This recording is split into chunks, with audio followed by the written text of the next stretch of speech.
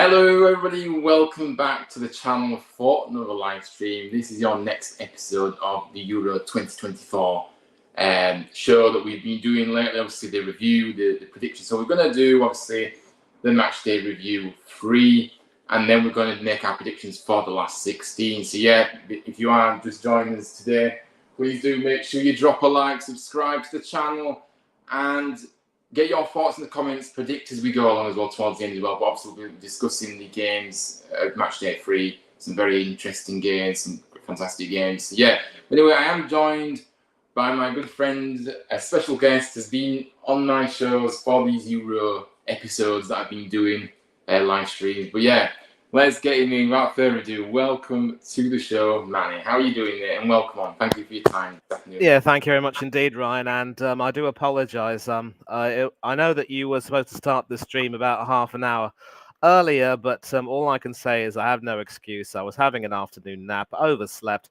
Thankfully, I got myself up in around about in time. I was 15 minutes late, but then I sort of went on and saw that you were still preparing. So I'm just glad to be here, and I do apologise. But now that we're here, I think we could just start everything. And thank you very much again for inviting me. Always a pleasure. No worries at all. Yeah, I appreciate your time as always. I've loved having you on these shows for sure and on my channel. But yeah, I mean, let's get straight into it then, like you said. So let's speak about the first game that happened in Group A. Scotland losing against Hungary 1-0. Obviously, an injury time goal for Hungary. Obviously sent Scotland home.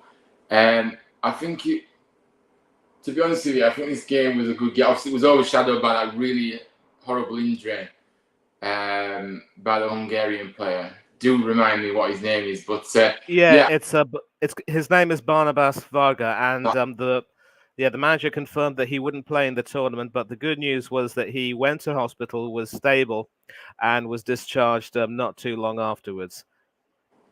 Yeah, but what did you make of this game, Manny, overall? I mean, Scotland, again, just lacking that quality, not really, and Hungary obviously just managed to get a goal in the last moments. But yeah. Yeah, well, you know how it was said, no Scotland, no party? Well, I think it's fair to say that Scotland miserably failed to bring the party to the game. And it's a case of, basically Scotland wanting to try and do whatever they could, but just not really having any kind of intent. And blame for that has actually got to go to one person, Steve Clarke, the manager. Now, we've got a debate going on between some mates of mine as to who is actually the worst manager, Gareth Southgate or Steve Clarke. And some people have said, well, Steve Clarke at least has a decent CV at club level, was an assistant to Jose Mourinho. But to me, that doesn't really count for nothing. Obviously, the decision to bring back Billy Gilmour for the second game against Switzerland worked pretty well. And of course, Grant Hanley came back in, but they were missing Kieran Tierney, who got a bad injury. So Scott McKenna had to come in. But still, it was Che Adams on his own up front who offered absolutely nothing. And Clarke made his first substitution after 75 minutes. 75 minutes. Now, your team needs to win to give yourself a chance of qualifying at the very least as a third-place team. Still hoping that Germany might do the business against Switzerland and defeat them, giving them an identical record of played 3, won 1, lost 1, and drawn 1. And you bring your first substitute on after 75 minutes. Yeah. And Shanklin in particular, tried his best, but was never going to have enough time. And Scotland never really were able to muster very much. Barely a shot on target until Grant Hanley's effort deep into injury time, which was saved by the former Liverpool goalkeeper Peter Gulakshi. And then, of course, Scotland kept attacking, but Hungary were always going to be strong on the counter-attack. And that particular incident involving Barnabas Varga and the Scotland goalkeeper Angus Gunn really fired up the Hungarian fans. What happened was that when Angus Gunn went to jump for the ball, I believe his elbow collided very badly with with Varga's cheekbone, I think, and the absolute force and the shock of that sent him to the ground. He fell rather awkwardly on his back, and I was fearing the worst. But thankfully, it was just it was mainly a facial injury, facial injury. I think that's what they call it, and I don't know if he'll be playing further part in the tournament, but if he does, and No, he's obviously, not. He's been yeah, ruled out. Yeah. He's been ruled out for the he top. was ruled out, and of course Hungary did go on to be eliminated anyway. But it spurred them into action, and then obviously after a Scotland attack went wrong, Hungary came on the break. They had hit the post earlier on an earlier counter attack, which should have been a warning sign. But then it was Shalai and Shabozlai who were pretty much a big part of that. And then it fell to Kevin Shoboth, I think that's his name, who had come on as a sub earlier. He had, in fact, hit the post. But then when he got the ball, he was not going to make a mistake firing it past Angus Gunn. Heroic defeat again in some cases, but the fact that we never sorry, I can't say we because I'm not Scottish, but the fact that Scotland never even tried to do anything, it was just disappointing. And you had the players once again making the customary apologies to the fans, saying thank you for your support, you were absolutely wonderful, we let you down. And there's going to be a lot of work to do for Scotland, a team which were lions in qualifying, but absolute lambs in the tournament finale. And it's another early exit for the Scots, who make a habit of qualifying for tournaments, but just not being able to go through. They've never gone through to a second stage. And there will be question marks about whether Steve Clarke is still the right man for the job. Several things he did wrong. Should have brought on the likes of James Forrest, among others, as substitutes. Should have been more proactive. Why does he continue to play one striker up front? He didn't have Lyndon Dykes. Che Adams was never going to be effective. So have the flexibility to move to a front two, go to a back four. And especially with Kieran Tierney out, that would have been the time to go to a back four with Robertson as your left back and McGinn on the left side of midfield. But he just never learnt. Yeah. And it's tragic for the Scots. And I think I made it crystal clear in one of my tweets that I do cheer for the home nations, except, of course, when they play England. But it's tragic to see them lose. And just briefly, those England fans who saw it fit to celebrate their Scotland's early exit, hang your heads in shame. Bunch of absolute yobs. I know you probably won't quite agree with me, but that's pretty much how I feel. Yeah, no, that's fair enough. I think there is a lot of banter between the home nations, to be fair. Obviously, Scotland do give it at us at times as well, and I think I think it was just a case of that. I don't think it was anything too thingy about it, you know what I mean? But yeah, I mean, we haven't got much to laugh at ourselves, really. I know what you're saying. Absolutely. People who live in glass houses shouldn't throw stones. And I do agree that there is some banter, I mean, there is a bit of tribality there. But, especially when, for the most part, we often combine together as the UK for events like the Olympics and rugby Lions tours and so forth. We all end up coming together. And even if there is banter between from the Scots towards the English, it's because, we give it a lot of lip. And it also segues back into James McLean saying how we often have a very arrogant attitude for having only won one World Cup in our, career. First of all, obviously, given his comments about his former Ireland teammate Declan Rice, it's clearly a case of sour grapes from him. It's not that he's wrong. I mean, he's absolutely right. Sometimes we do have a superiority complex about ourselves, but maybe if we were a little bit more humble, the Scots, the Welsh, and the Irish, both southern and northern, would give us a bit more respect. But maybe, yeah. It is what it is, and well done to Hungary for that win. Sadly, it wasn't enough to send them through, but they had their moment of history. Happy for that. Yeah, no, absolutely, yeah. I think Steve Clarke, for me, has to move on, though, from Scott. I think they have to make a change. Like you said, you have to be able to adapt and change, to try and change the game in your favour and not continuously do the same thing. And I don't think he did that. So, yeah, for me. But anyway, that's just my opinion. I'm not really bothered about Scotland personally. But, yeah, I mean, that's probably what I would do if I was in that position to decide. But, yeah, I mean, the next game, obviously, this was a surprising result, to be honest with you, because, well, it was for me anyway, for my part, because obviously Switzerland Did draw against Germany. Obviously, they took the lead in the 28th minute, and Doy getting another goal. He's been brilliant this tournament, actually. He's been really good. And then in the last few moments in injury time, obviously, Fulkrug equalised. So heartbreaking end for Switzerland when they thought they might just have got the win to top the group. It all came crashing back down again, if you could say so. Even though they are through, of course, but they'll be gutted about that. And I'm not sure. Do you think? I mean, obviously, I'll pass it off to you in a minute, Manny. But I will kind of ask you this: do you think that result? And okay, they drew against Germany. That's a good result still, even though they conceded in the last minute. But do you think that may affect Switzerland going into the next round? Because obviously, it was a last-minute goal. But I mean, what are your thoughts on this game overall? I think Switzerland did very well to contain Germany, but Germany, I don't think played very well, did they? To be honest with you. Yeah, I don't. First of all, to answer your question, I don't think it'll affect them at all. Really, if anything, it will give them some confidence knowing that they were able to more than do really well against the pre-tournament favourites, also the host nation. And they were minutes away from victory, of course. We've seen last-minute winners and last-minute equalisers throughout the tournament, and we're going to deal with at least one or two more on the show.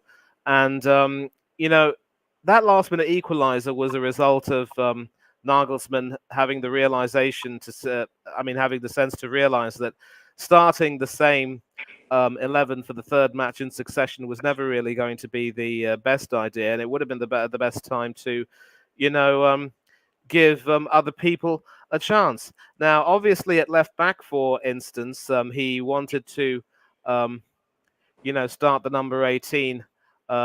Mittelstadt, I believe his name is, and he started him for all 3 games. Yeah, Max Mittelstadt is his name, but obviously he was sort of tiring a little bit, and he brought on David Raum, the number 3, who came on, and it was his brilliant cross to Fulkrug in the penalty area, which set up the equaliser. So it just goes to show that sometimes as a manager, you've got to have faith in your bench.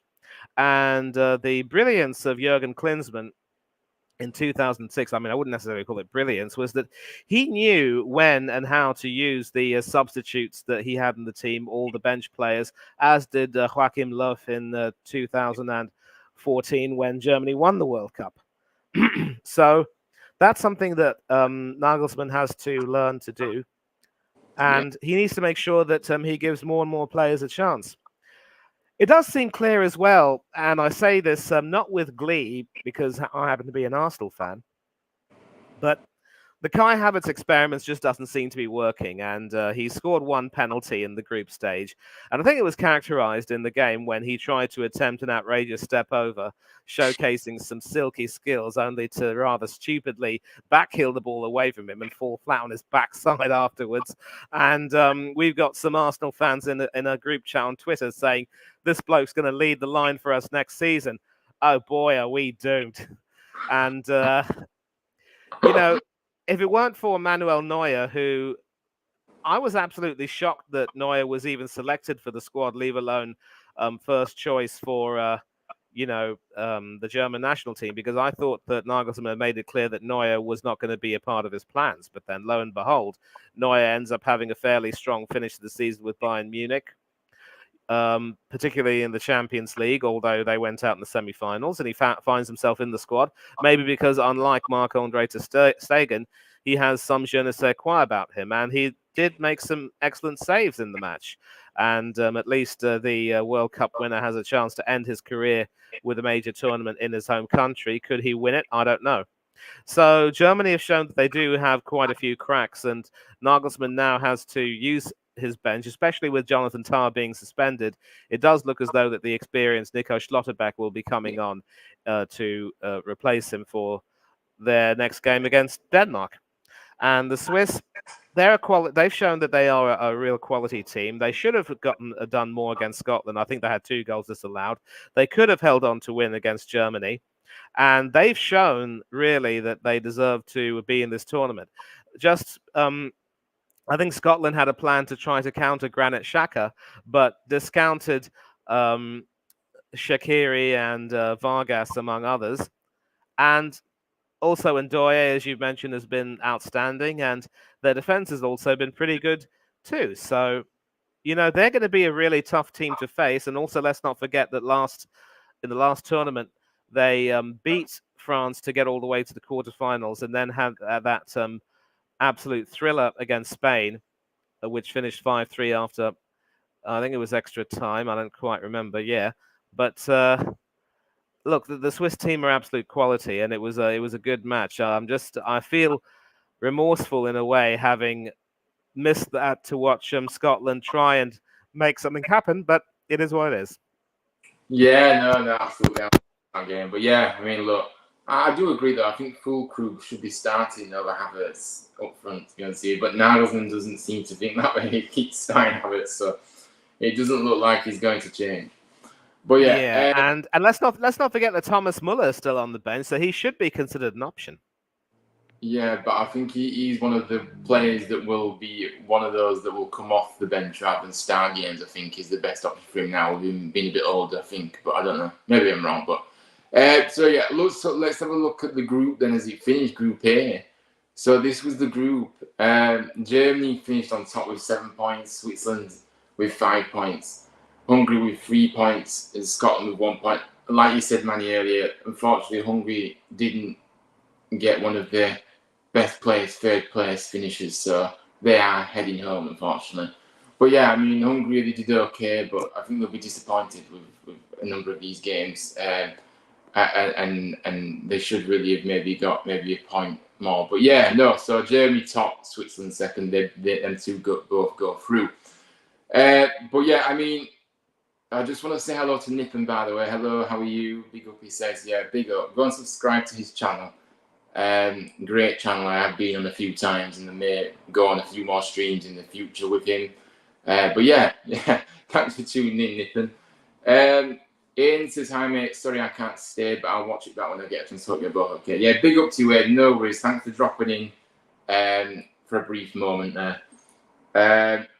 And Jordan's in. Hello, Jordan. How are you? How are you doing? Thanks for nipping in as well. I appreciate it. And Ian says, make sure to smash the likes when it's subscribing. Yeah, big up to you. I appreciate that. So yeah, let's get on to Group B then. Croatia won, Italy won.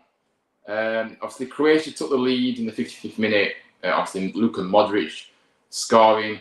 But then obviously, very late drama as well in this game. Obviously, Italy equalising, which effectively sent Croatia home. I mean, I think Croatia was maybe hard done by, to be honest with you. I think they should have maybe won this game, but Italy weren't really at the races, from what I remember. And yeah, so it's a very sad ending for the likes of Luka Modric, who obviously he did score, but obviously the team's gone home, so it's not really much translation. But yeah, I mean, Manny, do you think that Italy got lucky with this equaliser? Because I don't think they played very well, and Croatia were the better team, I think, from what I remember. I don't know, maybe I'm wrong. Yeah, but here's the thing about Croatia. This obviously wasn't the first time they conceded a last-minute equaliser. It happened against Albania as well, if you remember. And this is the consequence of, taking a lead and thinking that you can somehow sit back on that lead and defend until the final whistle, especially when, defensively you aren't as strong as you think you are. And Josip Juranovic, who had, of course, come on later on in the game to try and shore things up at the back, was guilty of losing the bloke he was supposed to mark, Zakani, I think, and Zakani went on to fire past Livakovic, and it was ecstasy to agony for Croatia. And you have to feel for Luka Modric, obviously. It was a dreadful penalty that he missed against Gigi Donnarumma. Yeah. No credit to Donnarumma for the save. It's a save you'd expect him to make. But Modric should have done better. And if you recall, in the Champions League semi-final against Manchester City, he also missed his penalty. I think he had it saved or whatever. But his teammates stepped up for him and made sure that Real Madrid would go through to another Champions League final. And you really do feel for him. He did say that, he would take his time to consider whether or not he would be happy to continue playing. I think he might want I don't know if he necessarily wants a final World Cup. I mean, he has a runners-up medal and a third place medal from his last two tournaments. But the thing about him is that you could tell in his eyes that he felt that it was pretty much all over. And that man of the match award that he got was literally, I wouldn't have blamed him if he wanted to throw that away. But sportsman that he was, I don't think he did. And that's really an example to all of these morons who see it fit to throw away their medals after finishing second in a final. You don't do that. That's some bad sportsmanship. But Zlatko Dalic really has to carry the can for this because again, you cannot hope to sit back and defend. You cannot hope that once you take a slender one-goal lead, you can defend all the way through.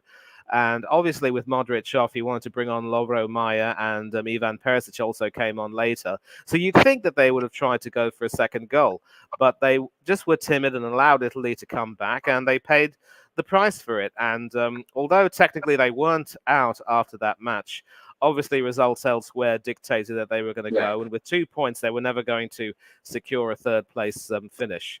And when we drew against Slovenia, that pretty much was the knockout blow for them anyway. So you feel for Modric, you feel for Perisic, you feel for several of the veterans. And but obviously, you know, as Modric himself said, sport can be cruel. You can go from the ecstasy of winning another Champions League with Real Madrid to the agony of an early exit from the European Championship. So he might have to take some time to consider his options. It could very well be that he might decide to have one final go at the World Cup, but he will have to manage himself very carefully. I do think he might have one more season at Real Madrid, and then he could do what Perisic has done and go back to Croatia to end his club career. And that could be it. As far as Italy are concerned, they've stunk it out again. They always seem to find a way under Spalletti.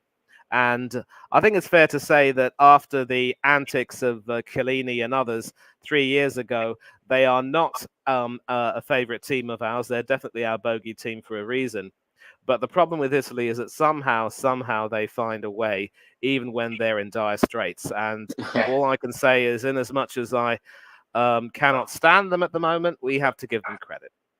Yeah, no, absolutely. Well said, to be fair. Harry says I'm at the ground. Oh, yeah. Our first pre-season friendly today, Huddersfield, a local game. So, yeah, enjoy the game, Harry. I hope you enjoy it. And obviously, be watching on it. Well, I'll be watching on the YouTube channel for at the game. So, yeah. John says we are playing Denmark today. Oh, yes, you are, John, of course. Yes, I'll be watching. We're looking forward the Euros do return later on today, guys. We're so excited for it to get back underway again. The knockout phases, the exciting part, surely will ramp up the entertainment value, even though it has been great so far. But yeah, I think Croatia just fine. I think Croatia's manager needs to leave now. I think it might be the change that they might need now, to be honest. Yes, I agree completely. And it also must be said that Dalic isn't necessarily the best man manager at times. He has some players like Nikola Kalinic and Sime Rijalko. I think that's how you pronounce it, have fallen foul of him for daring to criticize his methods. So if he were to leave, then obviously it will bring about some kind of freshness. If he does leave, a new coach comes in, it could very well be that some of the veterans might be tapped on the shoulder and asked to leave. But the new coach also will think very carefully before doing that to Luka Modric, believe you me. Yeah, no, absolutely. But yeah, we'll have to see what Luka Modric decides, of course. But yeah, it'll be a sad ending to his international career if he does call it a day, to be honest with you. Even though he has done a lot for his country, of course he has. So yeah, let's have a look at the Group B table as it finished then. In fact, no. We need to cover the other game. Yep. That was my first blunder of the show, guys. I'm so annoyed. No, it's all right. But listen, if it makes you any better, it was really a nondescript game. I think it was a makeshift Spain team with David Raya replacing Unai Simon in goal. And they only won 1-0, and Albania had chances. Raya had a clean sheet. And it was a game that I didn't watch because I was focusing on Croatia and Italy. And, Spain took a little bit too easy and gave some of their squad players a chance and had a nice rest before the second stage. Yes. So to be fair, there weren't much to say about that game. Well, yeah, I mean, look, Spain obviously did enough. They did make a lot of changes, like you said. I thought Ryan did well. And obviously it was a nice goal by Ferran Torres as well that Spain scored. It was really nice. The taking goal for me. When I did watch that game, actually. I did watch this game over the Croatia. In fact, I think I was doing a watch-along, wasn't I, for this game? And I probably would have been best off doing the other one. But anyway, it is what it is. So let's have a look at the table then, as we see it here. Obviously, Spain finishing top, 3 wins out of 3. They are on great form at the moment, and they are going to the knockouts with full of confidence. And they'll be really strong force to anybody that faces them in the knockout rounds. For me, Italy, I mean, they did qualify on 4 points. They're second. Croatia, as we said, they haven't done. They weren't enough to qualify that with 2 points. I didn't think it would be, to be fair. And then Albania obviously finishing last, but yeah. So Spain and Italy progress out of that group. So it was again a great group to obviously watch as well. But anyway, let's get into Group C. Now, obviously, these 2 games are probably going to be the most boring games to discuss because obviously there were no goals in either of them. But Denmark, obviously, first up. Obviously, Denmark got the point they needed to secure their place in the next round. But to be honest with you, Manny, I didn't really watch this game, so I don't really know much about it. But yeah, I mean, I think it was a case of maybe Denmark just not taking their chances. But I don't know. Did you see the game? I was actually flicking back and forth to see if there was anything happening because obviously, Slovenia and Denmark were trying to secure their places in the next round. And Denmark were dominating Serbia, I think, but just weren't quite able to find the finishing touch. And they ended up, finishing a rather uninspiring group campaign with 3 draws, as did Slovenia. But because Denmark had a marginally better disciplinary record, they both had identical records of goal difference and goals scored. Go figure. But the disciplinary record helped Denmark sneak through, and they will end up playing Germany. Yeah. And the worst part about this group is that when you take a look at the XG for all 4 teams, we are arguably the worst group in the tournament. And we've produced some of the most uninspiring football, it has to be said. And I say this with no glee, obviously, because England are a part of the group, but that's, that's a fact. That's a fact. And, Denmark obviously should have tried to make their superiority count against the Serbian team that were also fighting for their lives. As it happens, they exit the group with the same points as Croatia, but with 2 draws as opposed, with 2 draws, of course. And of course, the tight loss to England. And as far as Denmark are concerned, they do have some good players, but I just don't think they've offered very much. They've almost flattered to deceive in a way. And, I don't really see them progressing, especially against the hosts. But at least they were able to improve on their early World Cup exit by reaching the second round this time around, even if it is rather marginal. Will they be able to turn it on in the next stage? I don't know. And as far as Serbia are concerned, they fought hard, but it was a bit of a failure of atonement, really, for the likes of Mitrovic and Vlahovic and Tadic. And Stojkovic obviously will have some questions to answer as manager of that team. But Denmark are through. Kasper Schmeichel has another chance to try and, emulate his father's legacy by winning the Euros, although it looks rather unlikely. And Serbia will be going home, and they actually got home. Yeah, no, absolutely, I agree. I think Denmark, but to be fair though, I know you say they may not have a chance yet. We will get into the game later though, of course, but I just think that the pressure is on Germany. So how will Germany have to handle it? And obviously Denmark can play with a bit more freedom potentially and just try and cause a few problems. But yeah, I mean, we'll have to see. But yeah, Denmark do get through just. But yeah, they haven't been the best, have they, at all? Now, England obviously drew 0-0. Look, my thoughts. No, his Manny has got a call, so he's going off for a moment. So don't worry, I will kind of go through the lane because I have got a lot to say about this game. I think it was just another case, another disappointing performance and result as we just stumble over the line to get through. These games, with, like I say, with England have carried the same and nothing is improving at all. Yeah, we're now going into the knockouts with no momentum, not a good feel good factor. Whether the players like to play it down or not and tell us that we're still finished top of the group and we're still qualified, I don't buy all that nonsense, right? We're going in with no momentum. We've really flattered to deceive in all the games, and we've got away with it really. I think anyone who is already writing off Slovakia, by the way, tomorrow, I think you need to think again, because I'm sorry, it won't surprise me if we ended up getting knocked out by Slovakia.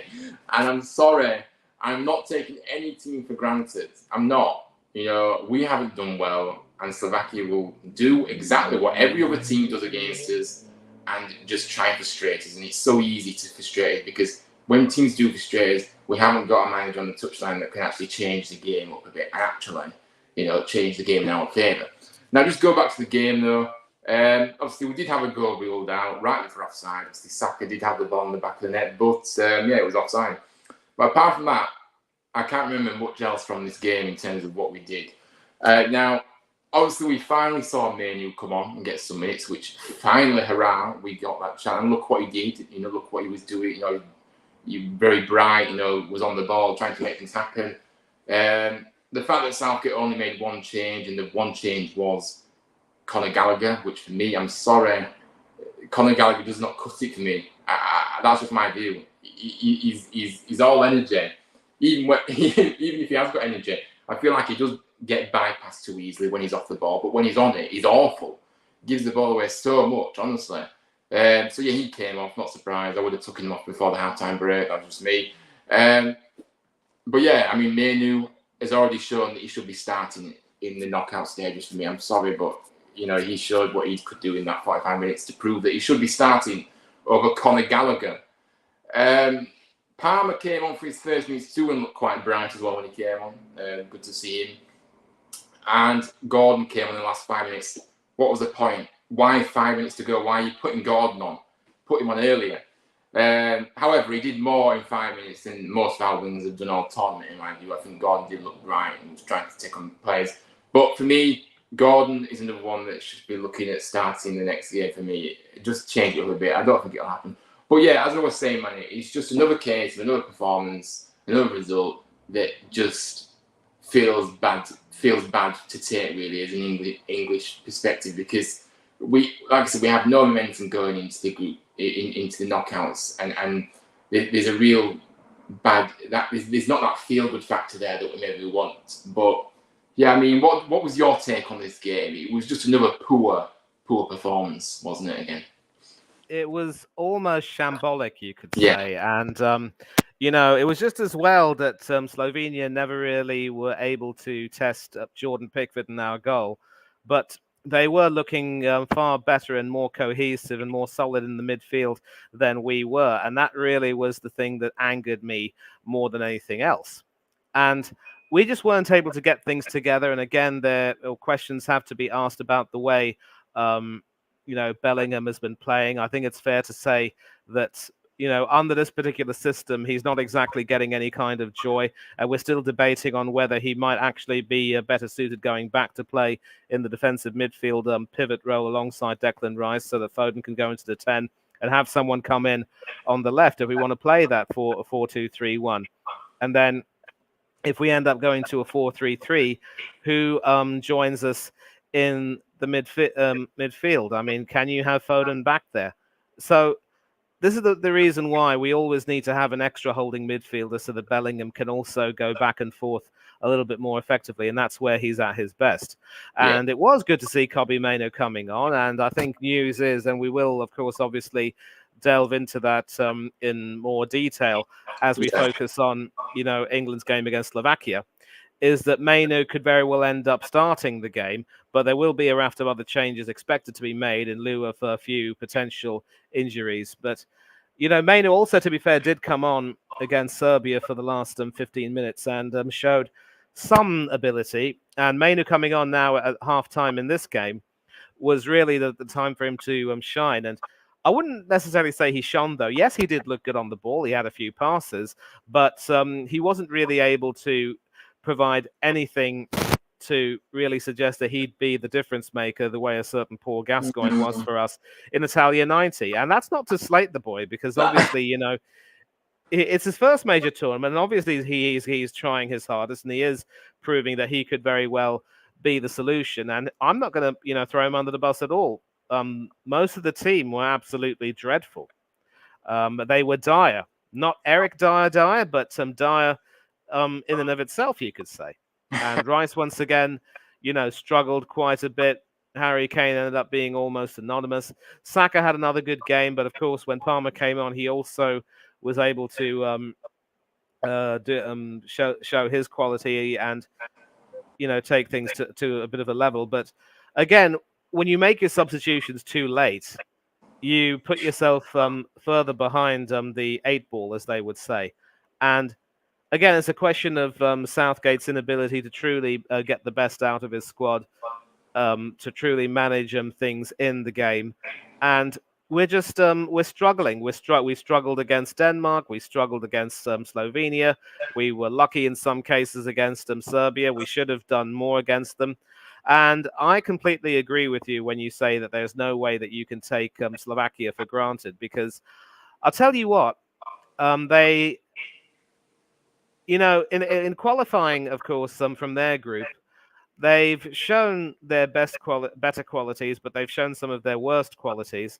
Yeah. And, they've shown that they can play, but they've also shown that they do have a bit of a soft underbelly themselves. So they're going to have to also, raise their game, but I wouldn't put it beyond them to raise their game. And they do have some players with quality and experience, the likes of Skriniar, the captain, Pekarik, and others.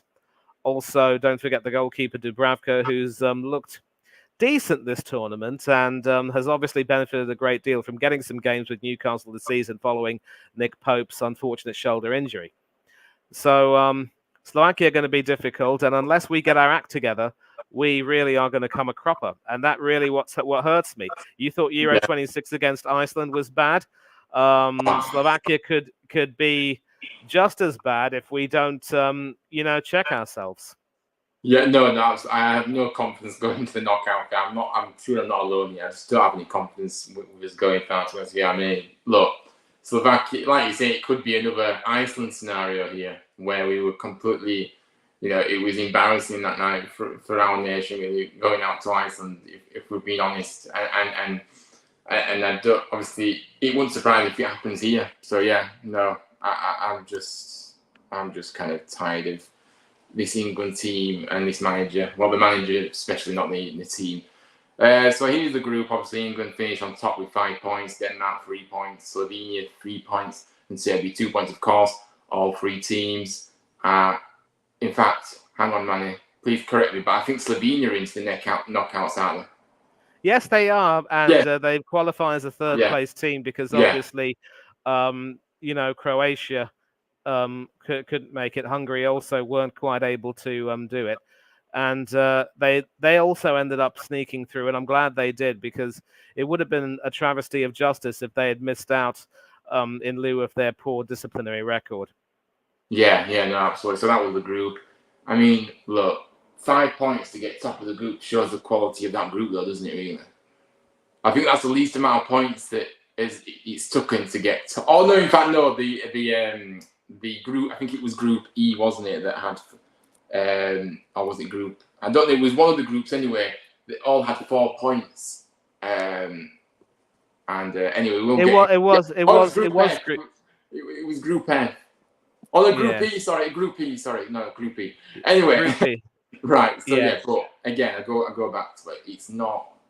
We were lucky in those games to get the points to Jade, but look, we're gonna have to wait and see. But I can't say I'm looking forward to tomorrow. To be honest with you, tomorrow night's game. To be honest with you, so yeah, we'll just have to see what happens. So yeah, the next group, of course, we are going to is Group D, and wow, I mean, look at these, especially the Netherlands-Austria game, which we're going to start with. I mean, what a game this was! You know, Austria once again impressing. You know, Ralph Rangnick has just got these players so organised. You know, the system's so suited to these players. It's very organised. He sets his team up to be very hard to beat. But obviously, going forward, they also have a few players that can really hurt the opposition. But obviously, Austria took the lead early on. Obviously, an own goal from Marlon. Obviously, it was a bit of a bad goal to concede, but it was a good ball in, and obviously asked the question of the defender. Then obviously Austria did take the 1-0 lead, and they greatly deserved. They probably could have been a few goals by that point. To be honest, maybe they could have got another goal or two, because I think they were the strongest of the two teams in the first half, from what I remember. Now, Netherlands equalised 2 minutes into the second half. Cody Gakpo getting on the score sheet.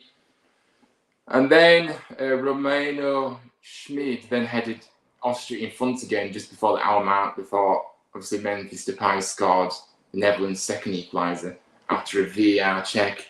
And then the final bit of action, Savitzer put Austria into the lead in the 80th minute. A good strike, actually, from a difficult angle. And obviously the Dutch didn't have a reply to that goal.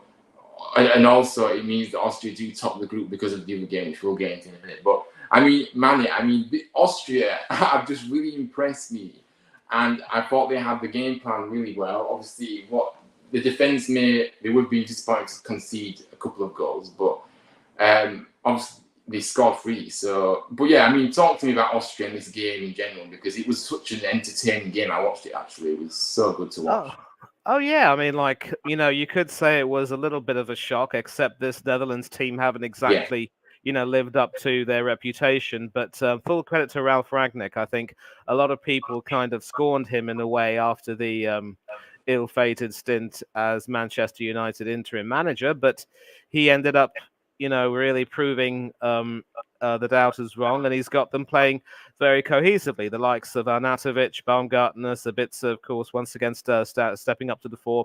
A bit of a surprise in some ways that he sticks with Patrick Pence, who's a bit too short for a goalkeeper for me. But Pence has also done quite well, made some important saves, and the team does look a really, really good unit, and their record is a reward for that, rather, is qualification as group winners. Now, of course, with Spain beating Albania, it meant that the Netherlands and France were both going to go through anyway. Yeah. But the Netherlands, I think, have also shown that. I think that Koeman's decision to replace Dumfries with Geertruida. I don't know if Dumfries is carrying an injury. If he is, then it could be a bit of a problem. We're going to have to make sure and see if he is still if he's going to be fit for the next stage. Hopefully, he is, for as far from a Dutch perspective. If he isn't, then it could very well be a problem. And yeah, so no real news on him. I think it was just a case of squad rotation, but without Dumfries and his dynamism on the right, I think the Netherlands kind of missed that in a way. And yeah, so obviously the Netherlands have a lot of work to do with regard to their starting team. They scored a few more goals in this game. They scored. Obviously they scored 2 against Poland, but it was, of course, thanks to that certain Mr. Weghorst. They should have gotten it done better against France, but I believe they had a goal disallowed for offside. And they've just shown that without that confidence and quality in the final 4, they are going to struggle, really. So they are going to have to make sure that they really step things up, and Koeman's now going to have to try to trust his squad a little bit more, especially with the talent he has on the bench. It's shocking that he hasn't given Daley Blind much of a mention, because although he's slightly getting on, he has over 100 caps for the team, and he can be used as more of a wing back who can not only defend but also come into the midfield and provide an option there. And so while Nagelsmann was willing to make those changes, Koeman still hasn't. So Koeman has to really do a little bit of soul searching and find the right combination, and hopefully he'll get it right. For what it's worth, the Netherlands will be coming up against a Romanian team that probably overachieved, as we will find out, as we will see later on. But, you know, the Netherlands have some work to do. And as far as Austria are concerned, they can be very proud of the way they've performed. And they've got Turkey in the next round, which promises to be an absolute cracker. Yeah, absolutely. But yeah, look, I think Austria are potentially the dark horses of this Euros. To be honest with you, I think they can go. I think they can go a few rounds. To be honest with you, potentially maybe one round, maybe 1 or 2 rounds, but I don't know. But yeah, who knows? They might go all the way. You never know. But anyway, Austria, great result, and they were really good value for their win. And I've enjoyed watching Austria. To be fair, I think they have been good to watch. In all honesty, the Netherlands, for me, I think they've got a few good players in there, but they just don't. I just don't really think they're that great, and I don't think they'll go past the next round, in my opinion. But anyway, we will get onto that in a minute. But yeah, I mean, let's talk about the France-Poland game before we go to the group. So France, I mean, wow, man. I mean, look, they were held to a 1-1 draw. Obviously, Mbappe did return to the starting lineup in this one for France after that injury that he sustained in the previous games. And obviously, he did put them ahead in the 56th minute from the penalty spot. And then Poland equalised in the 79th minute, Lewandowski scoring from the spot. But I think this is another case of France. I expected a lot more from France at this point. Now, whether they come alive in the knockout, is another story. But I don't think France have really put a marker down in this tournament so far. And I'm not saying that they aren't dangerous opposition to come up against in the knockouts, but I just haven't been impressed, Manny. But I mean, good, kind of a good way for Poland to end the tournament, even though they won't be going any further. But France will be disappointed with this result, really. Yeah, Poland also, you've got to give them some credit because, they also could possibly have gotten a bit more from the game. And I think also the point of controversy about the penalty was that everyone was willing to, credit Mike Maignan for an absolutely magnificent save, only for the referee to rule that he had, in fact, overstepped his line. And so Lewandowski had to take the penalty again. And the very idea that he could get away with what was an absolute ridiculous run-up, I mean, it was rather stupid the way Lewandowski pretty much readied himself, as it were, and it was saved the first time. Fortunately for him, it got lucky when it went in off the post. And again, though, the fact that France weren't really able to muster up anything against an already eliminated Poland, apart from the Kylian Mbappe penalty, that really should be a cause of concern. And bear in mind, Poland also rested their first choice goalkeeper, Szczesny, to give the substitute Skorupski a game. And Skorupski, by all accounts, didn't do too badly. In fact, he made some pretty good saves himself, including a very brave save later on. I think it was against Giroud, who was trying to rush in and get the ball and had his boot stuck out, but Skorupski used his hand to palm it away. And Poland actually ended their tournament with quite a bit of credit in the bank. I think they, obviously for Lewandowski, I think this should also be his final dance with Poland. I don't see him being involved in their campaign to qualify for the 2026 World Cup, although no announcement has been forthcoming as of yet.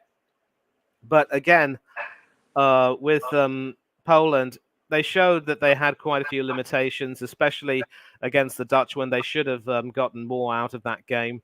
And against the other team who they play, against Austria, definitely they were just outfought and outplayed, and they ended up, losing very badly.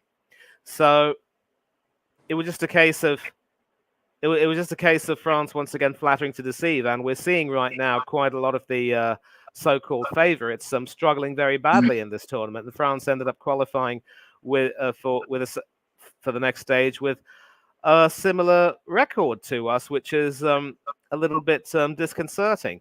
The one thing in their favour, though, is that they've scored more goals than us. But again, one of those goals was in fact a penalty, so that's not really anything to and another one was an own goal. So that's not really anything to crow about.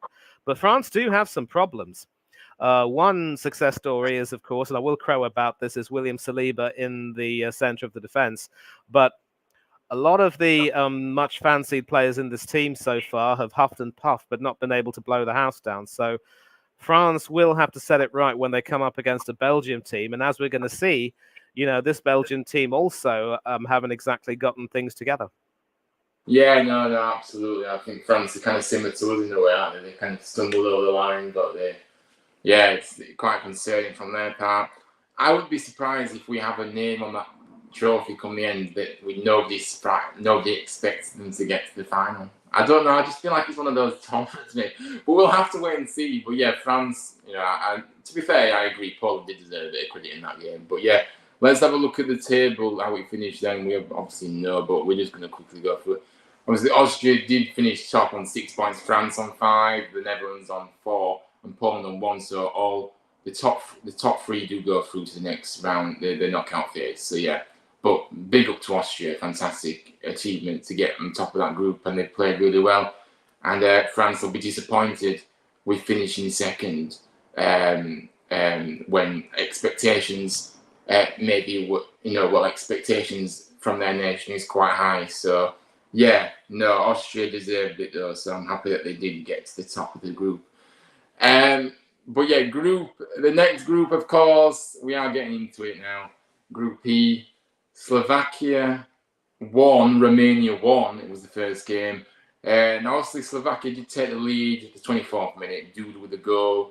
Romania equalised on the penalty spot, 37th minute. Razvan Marin, a great penalty to be fair. The game kind of panned out in this way. Obviously, both teams threatened with an early win in the second half. That saw both keepers forcing to saves. But then you could see in the final 15 minutes, it kind of slowed down a bit. Both teams knew that a point would be enough to get through. So they were just kind of not really going for it, maybe, but because they knew they just needed a point. But look, Romania, what an incredible achievement for Romania. Like, to be fair for both teams, but I think Romania was more unknown than Slovakia. And I think Romania have been fantastic, to be honest. I've enjoyed watching Romania. I think a point was a fair result. Maybe Romania should have won the game. Maybe I'm wrong, but I think that Romania maybe just ended it potentially. But yeah, finished 1-1. But yeah, what did you make of this game? And yeah, I mean, look, what a start for these both teams, but Romania especially for me, I think it's just incredible. Yeah, I mean, credit to them, because obviously, let's not forget that if they had lost to Slovakia, they would have probably ended up going out of the tournament, or at the very worst, facing a struggle to qualify as a third place team. But obviously, this Romanian team doesn't quite compare to the teams of old, the teams that had the likes of George Hagi and several others back in the 90s that were obviously, impressing a lot more people. But this team is going quite a few places, and they've shown great spirit, obviously, especially with that win over the Ukraine, which proved to be Ukraine's death knell, as it were. Yeah.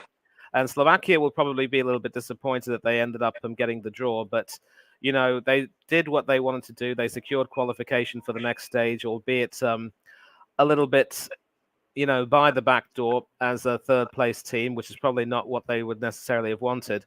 And their reward, of course, will be coming up against good old England. And, for the likes of Martin Dubravka, I wouldn't be surprised if he is going to be the player that they will be looking at to try and offer some advice on how to play against these players, having played against or practically all of them in the Premier League, and noting their qualities and so forth.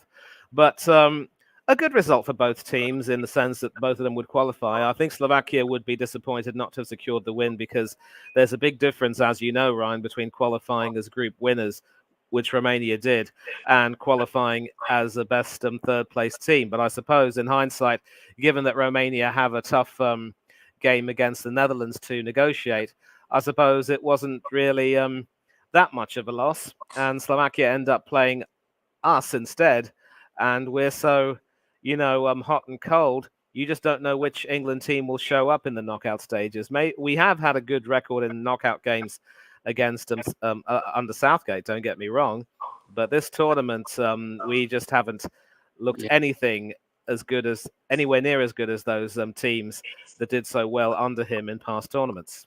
I just think there's a different feeling though as well this time round. I know obviously we have a good record under him, fair enough, but there's a different feeling at the moment with the England fan base and the feeling behind it. If you get me, more worse than what we've seen before. So I just think this is going to end very badly for us.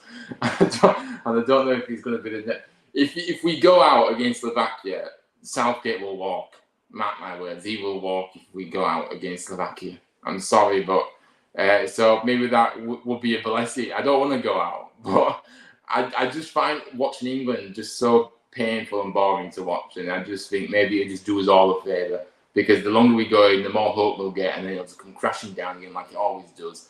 And yeah, so I don't know.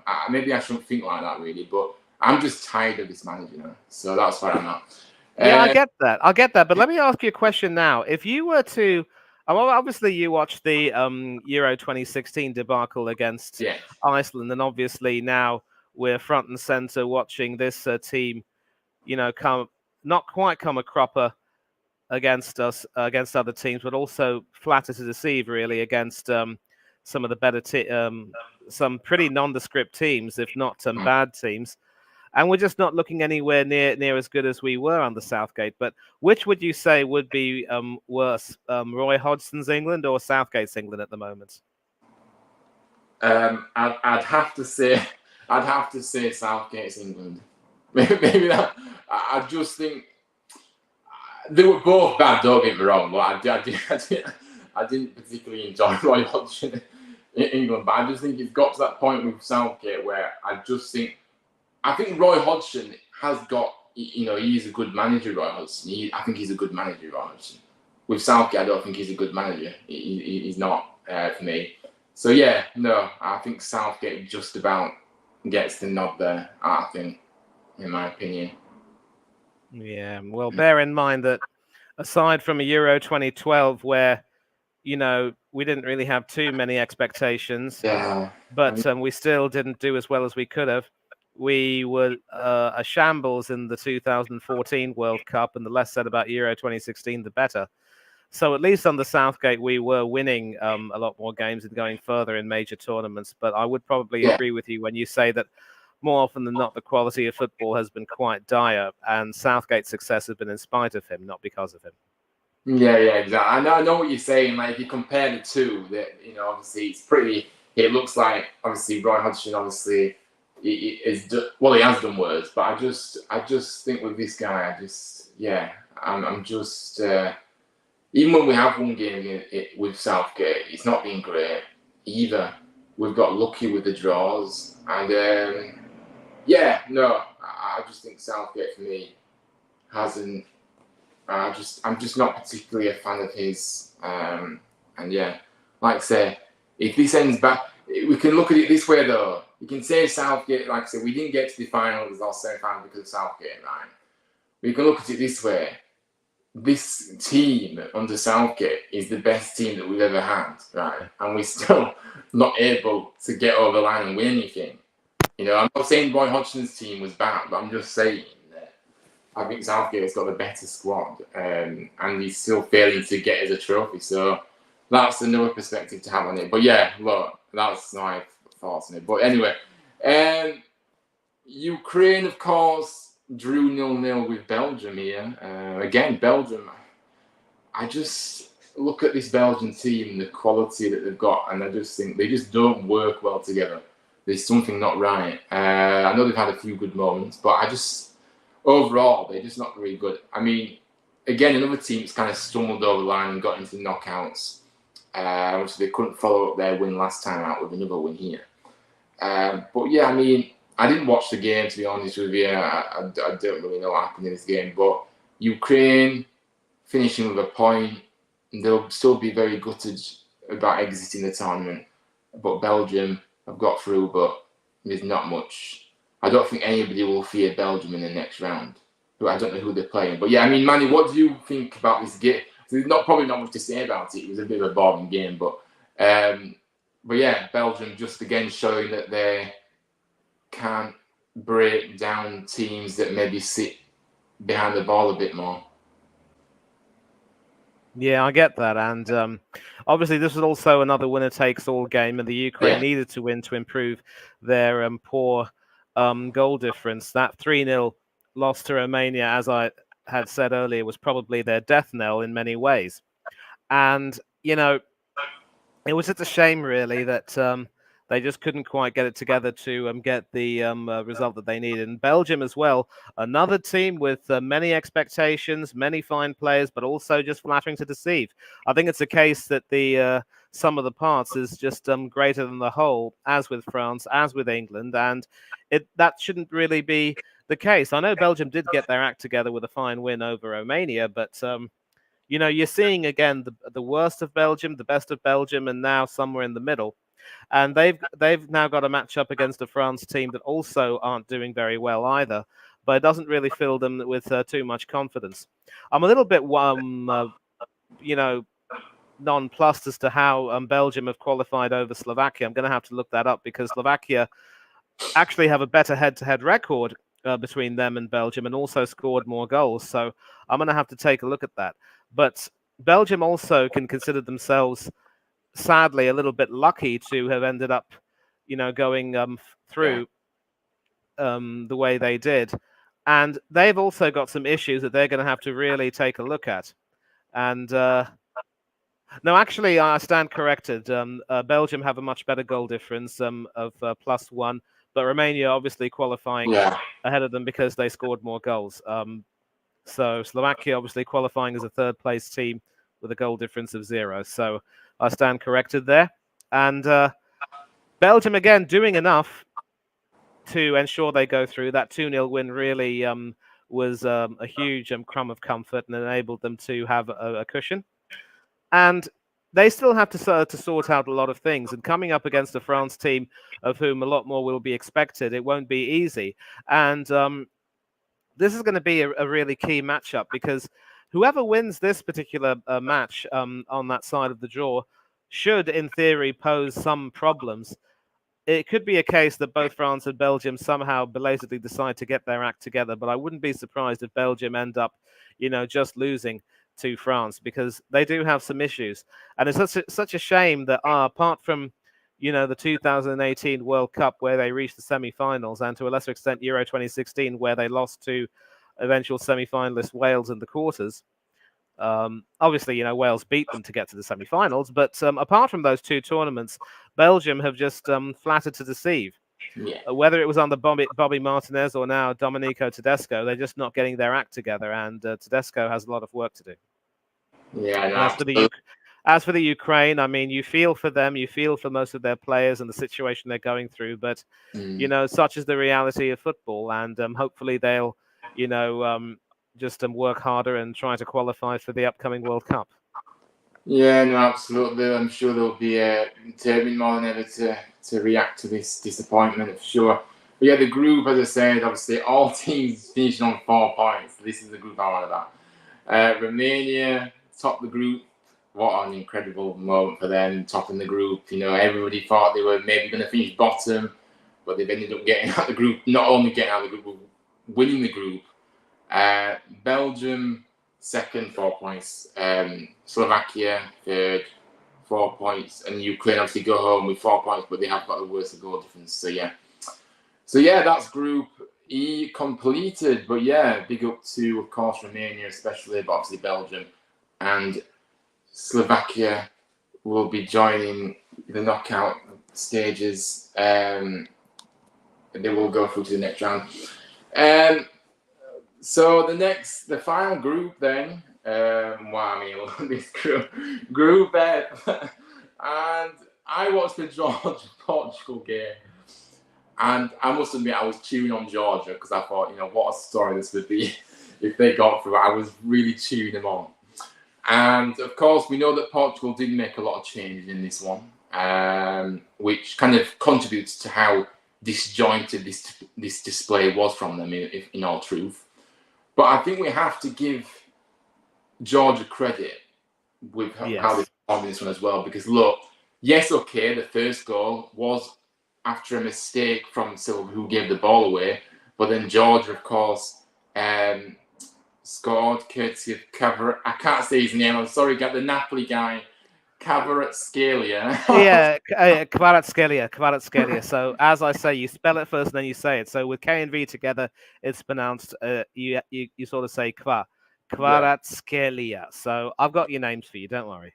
Yeah, thank you for that, man. I'm not really good with these tricky names to say, as probably people have recognised from my watch-alongs I've been doing these Euros so far. But yeah, obviously it was a great ball through from Mikau Tadze. Mikotadze, yes, that's right. And it was a great finish by the Napoli man. And no, look, it was a great goal. And it was 1-0 up. Silva was then at fault once again for the second goal that Georgia scored, catching Lokashvili in and it was obviously a penalty. And yeah, it was a bit of a clumsy challenge. Obviously, Mikau Tadze stepped up, converted the penalty beautifully, and he is now the leading scorer at this tournament. And, obviously, ended up finishing 2-0, obviously capping what was the best night in Georgian football history, this one. I mean, look, I think Georgia, again, is another team that have been, that has really impressed me. I thought they were outstanding in this game. Defensively so organised. The keeper, Mamashashvili, was Mamardashvili, that's again. right.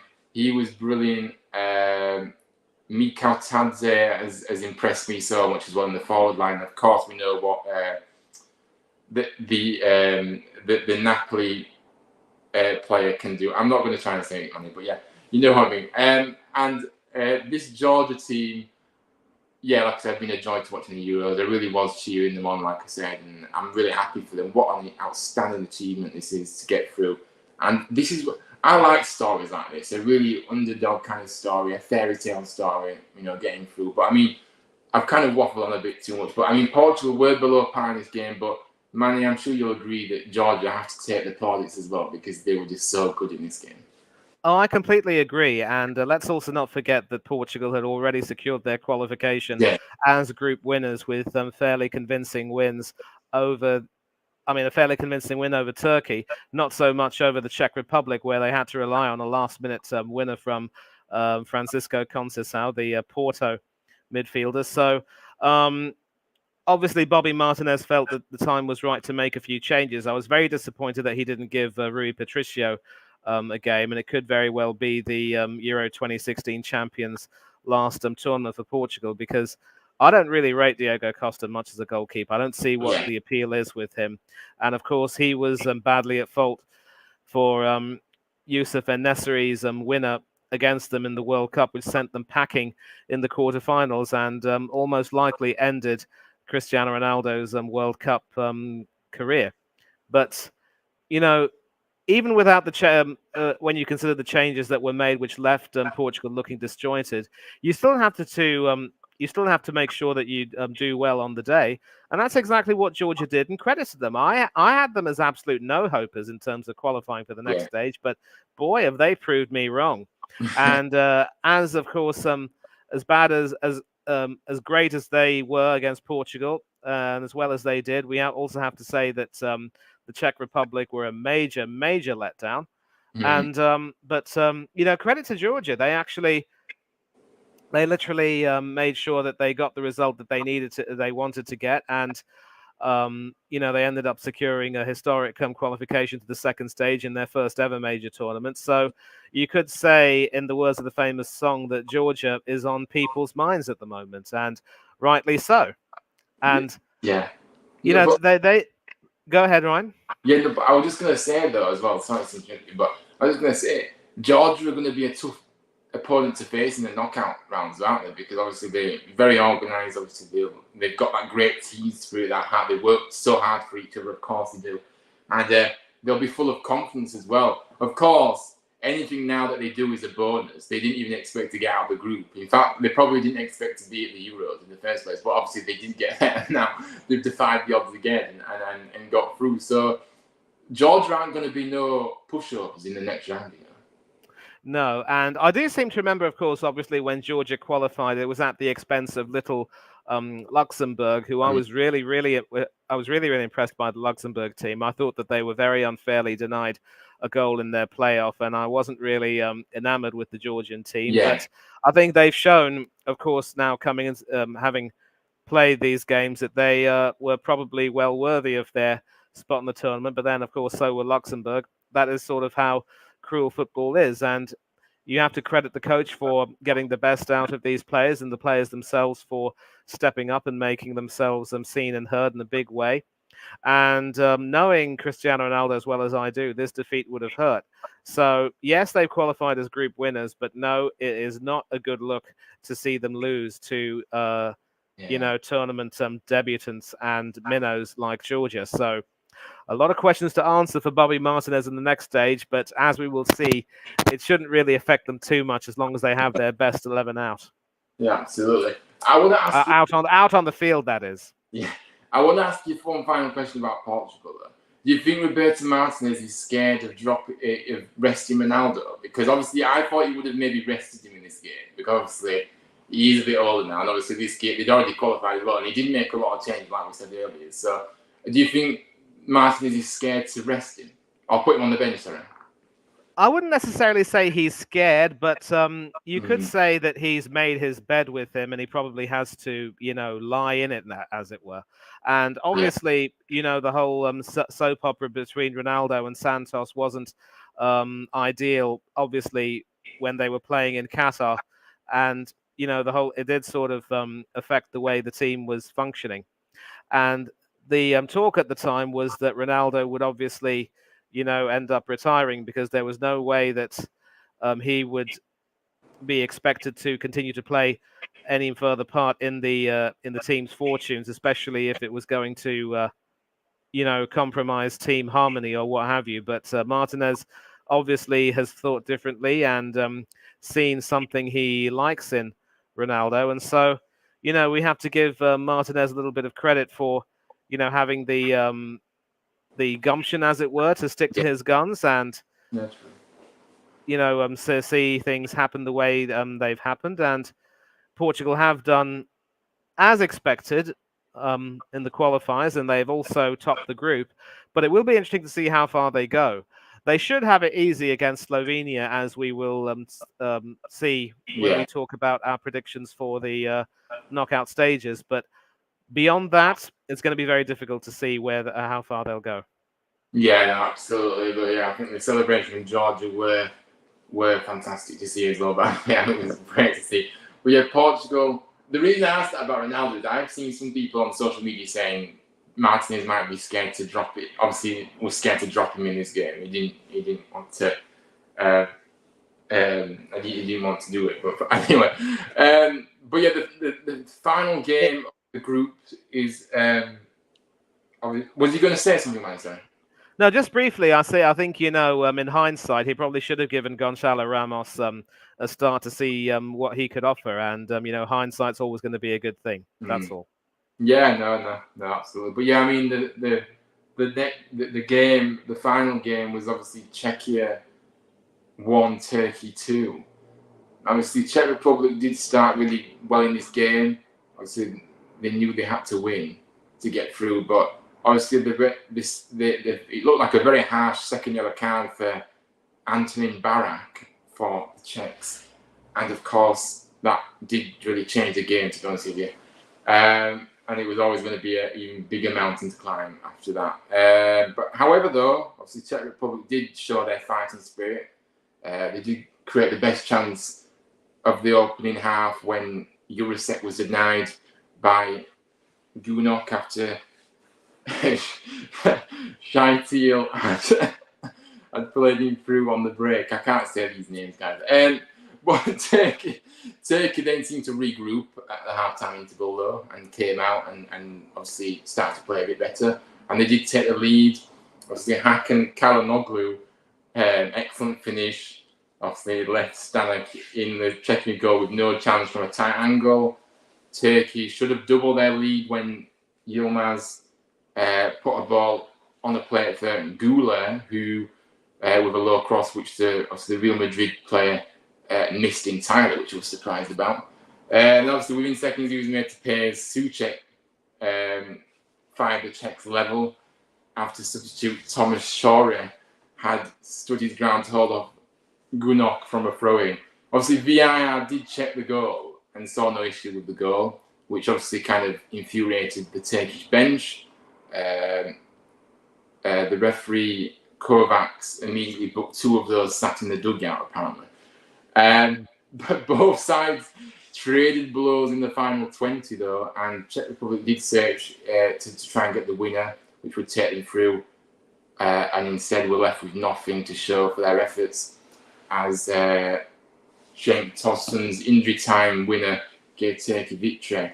Now, there was a bit of controversy afterwards where there were a few cards given.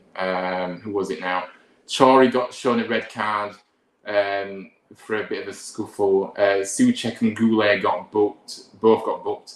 It took the number of cards shown to 21 in this game. So that referee was quite card happy, wasn't he? But I mean, Manny, what did you make of this game in general and kind of what I've said about the game? And yeah, let me know your thoughts on this one.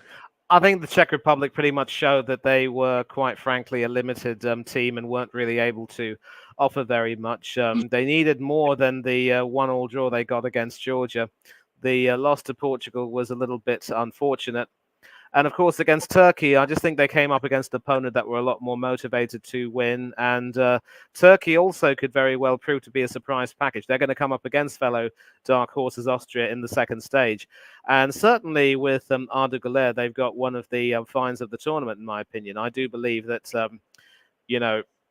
he's got some great ability, and Ancelotti does seem to like him a great deal. And you would guess that with several of their big stars leaving, Güler will certainly have a bit of a role to play at the Bernabeu in years to come, and certainly he could very well end up being the face of this Turkish team for many, many years. And Turkey once again showing that they had the greater spirit and the greater desire, and the fact that they got the last-minute winner from Tosun, maybe not last minute, but certainly late into injury time winner. I think that says it all, really. They just wanted it more, and they were better value for qualifying for the next stage than the Czech Republic were. And just staying in the group, though, if I may, if Georgia had been able to score another goal against Portugal, they probably would have pipped the Netherlands to top of the third-place team table, and they would have ended up playing Romania in the next stage. So that would have been another... one of those two teams would have had their fairy tale continuing. But as it stands, Georgia finished second in that third-place ranking table, and now they've got to face Spain. And I think, Spain will give them pain in that second round game. I'm sorry to have to say that. Man, you wrote off Georgia. You wrote them off in the Portugal game as well. So I think, yeah. But I did. But look, let's not forget that the Portugal team were disjointed after the change that Bobby Martinez made. I do not see Luis de la Fuente playing a reserve team against Georgia. No, he won't. But I'm just saying, you didn't know well, maybe you did kind of think Martinez might rest a few actually in this game, but you still thought they'd have enough. I can't remember what you said when we did the live last time. I did, because listen, I did say that Portugal did the hard work of ensuring that they'd qualify as group winners, so I was expecting some changes. All right, fair enough. But with the quality of the Portuguese squad, I just thought that they'd still have enough for Georgia. Shows how much I know. Apparently, I think Georgia obviously wanted to try and. Georgia saw this game as their chance to make history, and credit to them, they took it. So I've got egg on my face. Not now, thankfully, but that day, definitely. I think I predicted Georgia to win that game. I think I predicted Georgia to win this game, the game. I had belief in Georgia, you didn't. Anyway, let's have a look at the group then, how it finished. We know it anyway, but let's just recap it. We might as well. All right, so Group F, of course, Portugal finished top with 6 points. Turkey with 6 points still, but Portugal had the better goal difference. And Georgia finished third, and of course that was enough to qualify them on 4 points.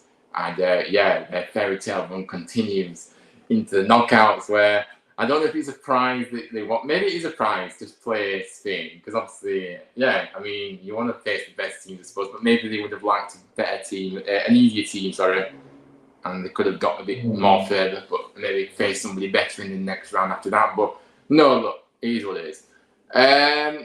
So yeah, it's predictions time. It's predictions time for the last 16. The last 16 do get underway today, guys. We're very looking forward to it. Of course, we have 2 games on, one at 5 o'clock and one at 8 o'clock, of course. We're ready for the football to return once again with plenty of drama. But anyway, the first game, of course, is Switzerland versus Italy at 5 o'clock. For me, I've just picked Italy to win this game, mate. I've gone for a 2-1. I don't think it's going to be easy, but I think they will find a way to win. And whether that will be in normal time or if it will go to extra time, I'm not too sure. I haven't really thought too much about it, but Italy will win in the end, in my opinion, whether it's extra time or in normal time. So yeah, I'm going 2-1 for this one. What do you think, Manny, with this Switzerland versus Italy game? Well, we agree on the scoreline, but we disagree on the result. I've gone for Switzerland's quality to shine through against an Italy team that so far have, comparatively flattered to deceive, it must be said. And I really hope that Italy's luck will end. There is a sinking feeling in me that maybe they could go through, but I still do believe that Switzerland quality will shine. You take a look at their team, Xhaka, Shaqiri, Ruben Vargas, among others. And as you mentioned earlier, Ndoye and even the teenage striker Dua also look really good. And the defense, also marshaled by Ricardo Rodriguez, still looks pretty solid. And Jan Sommer's a more than decent goalkeeper. So, yeah, I just think that Switzerland might have it in them. I think Italy are once again going to depend on Gigi Donnarumma to try to bail them out, but there are only so many times that he can do that. I still don't rate the big Italian, but I have to give him credit. He's done what he's been asked to do. Yeah, absolutely. So yeah, fair enough. So you've gone the other way. Look, I wouldn't be surprised if that happened, but yeah, I don't know. I just think Italy, like I said, that luck will run out eventually where they don't find a way to win a team, but they always it just seems to keep going on and on. So I don't know. I just kind of looked at this game and thought Italy will win it, but yeah, Switzerland will give them a good game. It will be close. So the next game, maybe I should have put a banner up for each of these games, but anyway, I haven't. So Germany taking on Denmark this evening. As we've already said, Denmark have really not been that great so far. But will they kind of ignite in the knockouts and be able to cause Germany a few problems? When Germany expectation, okay, being the host is great because you've got your fans behind, but there's also negatives, and the negative is that the pressure, they will feel that pressure so much. Denmark can just play with freedom, of course, and see what happens. So will that play into the result? I don't know. But for me, I have to go with Germany win. I can't see anything other than Germany. I'm going to go for a 3-1. I think Denmark will score, but I think Germany will win this game 3-1 for me. Yeah. What about you, Manny? What do you think about this one? Well, this time around, you and I agree on the scoreline and the result. Can't look beyond Germany for this one. And of course, tantalizingly, the winner of this tie will end up facing either Spain or Georgia in the quarterfinals in Stuttgart. So that's going to be mouthwatering, while the Italy-Switzerland winner could face the England-Slovakia winner. Right. Yeah, you see, I have not looked into this, but yeah, thank you for that. And yeah, look, we'll have to see, but look, Germany for me, we both agree they will win this game tonight. And then the next game, of course, tomorrow's games, England, of course, play. Look, do I go with my head or do I go with my heart? Because the thing is, right, I still think that we will win. I think it'll be very close. But on the other hand, I feel like we're going to lose as well. So I'm in two minds at the moment. I think we will win. I'm going to say it, but as I said earlier, I won't be surprised if we lose this game. I think I'm maybe just thinking that we will have a bit too much for Slovakia, of course, but of course I'm not taking Slovakia for granted. I think it'll be close.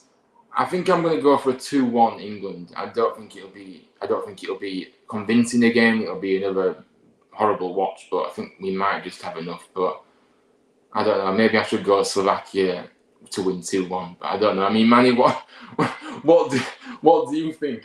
I'm in two minds. I can't really say a concrete score prediction for this one because Well, I mean, at least you've got a 2-1 scoreline coming out of your mouth, and I've got a 2-1 scoreline too, and I'm leaning towards England. And I know that it sounds a little bit, an anathema in many ways, because you know what, Slovakia have scored more goals than us in the group stage. We've only scored 2 against Serbia and against Denmark. No goals against Slovenia. So, unless we make some changes, though, we are going to struggle. But I would like to think that, if one good thing about England teams, for the most part, is that when we are in trouble in the knockout stages, we somehow find a way. I mean, the women obviously have shown that more often than the men, but especially, in the 2018 World Cup and other games, we have shown our capabilities. But again, if we progress, it will be in spite of Southgate, not because of him. It'll be because the players have finally decided to step up and make themselves counted. But I'm nervous about this one, mate, and I can predict a 2-1 win for England, but I'm still not too confident. And that's sort of a reflection on how things have been going under Southgate. Absolutely. And another thing that we forgot to mention, by the way, Kieran Trippier looks a doubt for this game. So we have no left back. We haven't got a left back in the squad. Yeah, that's right. So go ahead. So what are we going to do? And I am concerned about it. Okay, people may say, well, Slovakia, who I don't know who they have on that right hand side, Slovakia, but I don't really care about that because I think that Slovakia will cause problems because we're in limbo with this left back situation now because we haven't brought another fit left back with us. So are you concerned about that as well? And that's why you may be a bit more nervous about the game, or you just mean in general the feeling that we're getting? We're nervous anyway because of what Southgate just produces time and time again with these. Well, I'll tell you what, we do have reason because obviously the right back is the veteran Peter Pekarik. The right midfielder is Juraj Kuka. They play 4-4-3, and it's their top goal scorer Ivan Schranz, who plays on the right, as the right striker. So that right side could very well end up causing us a lot of problems. And the big question is, do we move Walker across to the left to accommodate Ezri Konsa on the right? Or do we keep Walker where he is and, bring Joe Gomez into the team? And you see, first of all, how I think a lot of people were saying that even though Ben Chilwell might not have been in the best of form for Chelsea, at least with him, you would have had a fit left back rather than the crocked Luke Shaw. And, it's ridiculous the way Southgate went about his squad selection. Failure to do his own homework, and it's cost us big time. And it's ridiculous. But, what can you do? That's sort of the way it is. I do hope that if we have to play someone who has experience of doing well at left back, then we end up picking Joe Gomez, who has... who obviously played there for Liverpool in the season. Not great. It's not great though, and I will say right now that whenever I've seen him play, he's easily much better as a right back than a left back. But because he was able to, do a job, he ends up being there, and that doesn't fill me with any kind of confidence, though. I'm sorry to say. So all we're going to have to do is just hope that we somehow don't do badly, but that left side of ours is going to cause us is going to be a real bugbear because, as I mentioned, what they've got on the right, it's frightening. It really is. Yeah, but I was also seeing on social media that people were suggesting maybe Bukayo Saka at left wing back. Would that be an option for us? Because Saka obviously would be good, and I think that he does obviously like to get stuck in as well. But I mean, would you see that role for him there, maybe? I wouldn't mind seeing that role for him, to be honest, because I'll tell you what, he obviously began his career at Arsenal as more of a left back / left wing back, and because he's naturally left footed, it will be a relief for him to play in a position where he can use his stronger foot a lot more effectively. It's just that he hasn't really played there in a long time, and you also, on the other hand, have Walker, who I don't think has played left back full stop. So, the choices aren't really that good. One upside, though, is that if we do play Saka as a left wing back, we could incorporate Cole Palmer, and that will really end up, adding a lot of freshness to the front line, which could only be a good thing. But then if we play Foden on the left, I know he's obviously returned from the birth of witnessing the birth of his third child. So congratulations to you, mate, and I hope that it will inspire you to play better for us. But you know, I mean, I know I shouldn't say that. I know that's kind of a cruel thing to say, but you know, his performances have not really been that good.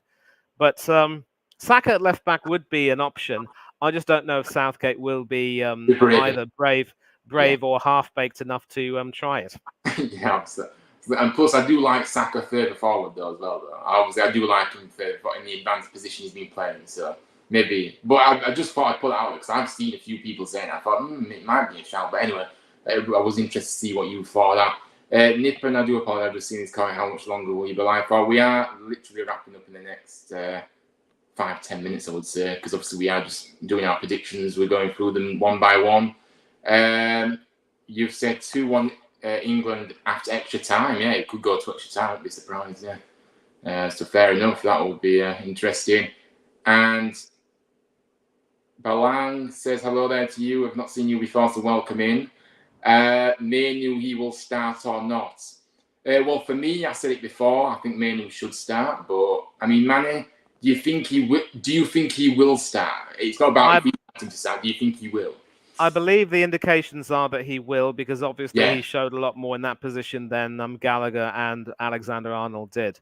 So that will probably be one thing that Southgate has done right, a little bit like how Steve Clarke bringing Billy Gilmour back into the starting lineup was the only good thing that he did. But, you know, we'll have to see how far it goes, though. Yeah, absolutely. But yeah, thank you for that question. Anyway, but so the next game, obviously, tomorrow night, I think I'm doing these in order. Tomorrow night, I believe, is Spain taking on Georgia. Now, look, I really want Georgia to win, but I have to think, is it going to be realistic? But then I don't want to be disrespectful, because I did say that Georgia will give them Spain a good game. So do I go with the scoreline that I want to happen or what I think will happen, Manny? Because I think it's not going to be easy this year. I know Spain have got so much talent. I don't think it's going to be easy. It's going to be a tight game. It's either way. I have wrote down here first of all that I think Spain will win 2-1, but I also think that Georgia could win 2-1, or maybe win on penalties, maybe take it all the way to penalty with their team spirit and work rate and you know that togetherness they've got in that Georgian team. It's just fantastic to see from the outside. You know the cohesion they've got together and everything else. So it's great. But I think I have to be honest with myself. I think Spain will win this game, but it's not going to be easy. It's going to be a 2-1 Spain win. And yeah, maybe I'm just being. Maybe I just want to see Georgia, even if they do go out in a bit of a fight, you know, with a 2-1 score, and it's nothing to be, you know, it's a good scoreline to get out of from. I'm not being disrespectful to Georgia, by the way, but I think they'll be happy maybe if they get a goal. But anything's a bonus now. Anyway, I've waffled on. But Manic, what scoreline do you think this game will finish? Well, sadly, you know, I just think that this is probably going to be the time that Spain are going to start, you know, turning it on. They were absolutely magnificent against Croatia, and you know, they just didn't quite. They probably didn't do as well as they hoped they would do against, you know, Italy and Albania. And of course, it must be mentioned that when they beat Italy, it was thanks to another own goal. In fact, technically, it's the own goals that have been the top scorers in this European Championship. And we might have alluded to this in an earlier stream, but just how poor has the defending been that own goals end up becoming the main source of the goals in this tournament? It's rather silly, but you know, it is what it is, and you just can't really look past it. But Spain obviously will find a way to make sure that they turn it on. And so Georgia can be proud of their tournament no matter what happens with regard to the result. But I just think Spain will have a bit too much for them. I've gone for a 3-1 scoreline, I'm afraid. Sorry, mate. Yeah, fair enough. Well, Mane, hopefully Georgia prove me wrong again. We'll prove everybody wrong, because everybody thinks that Spain are going to win this game. but I wouldn't write off Georgia just yet. I think they may have something more to say. But anyway, we'll see. Maybe they could. Maybe they could. You never know. I've been proved wrong on a few occasions before in the tournament. One more possibly won't hurt, I suppose. It'll be nice to see a surprise for sure again. Anyway, I just want this fairy tale to keep going on for George, to be honest with you. But anyway, Nippon says, I wonder who is the bigger clown is out of Steve Clark and Gareth Southgate. We actually answered this earlier, Nippon, you know. We actually answered this earlier. Well, we kind of went into it a little bit.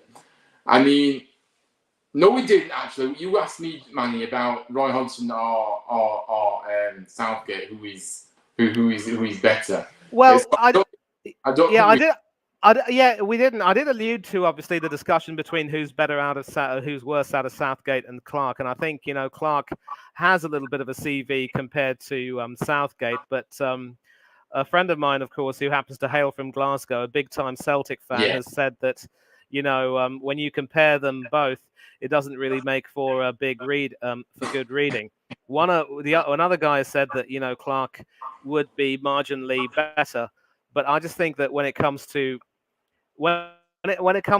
being stubborn and not being willing able to use your squad and get the best out of them, I think there's not really much to choose between them. Maybe Southgate would be worse given the level of expectations with England and the fact that we're just flattering to deceive.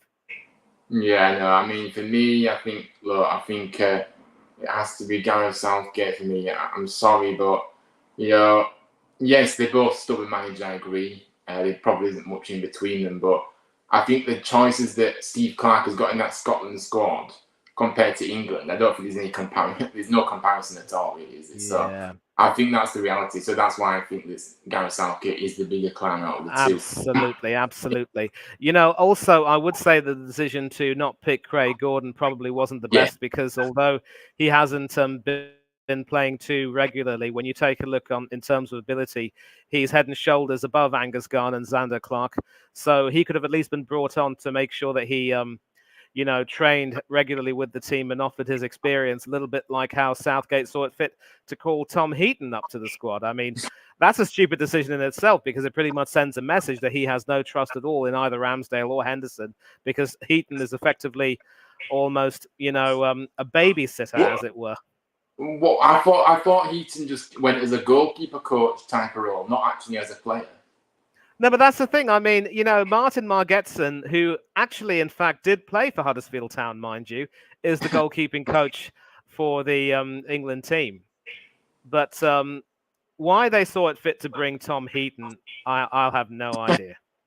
Who knows? Nippon's gone for a 3-0 Spain win against Chad. Oh, I'm sad now. I'm feeling a bit sad now. Let's hopefully prove you're on Nippon as well, and hopefully they do actually, come out with some credit. I'm sure they'll give a good account of themselves, George. To be honest with you, I still think they'll show the fight and the spirit that they've got. So look, we'll have to wait and see.